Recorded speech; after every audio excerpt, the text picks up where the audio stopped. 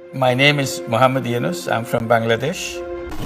1955 সালে কিশোর ইউনুস কানাডার মন্ট্রিয়লে অনুষ্ঠিত বিশ্ব জাম্বুরিতে যোগদানের মাধ্যমে তার প্রতিভার সাক্ষ্য রেখেছিলেন মাত্র 15 বছর বয়সে।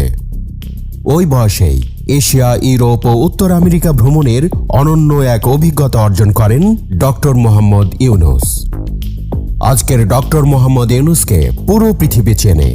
তিনি ক্ষুদ্র ঋণ ও সামাজিক ব্যবসা নিয়ে কাজ করেন। তার কথা শুনতে চায় পুরো পৃথিবীর মানুষ।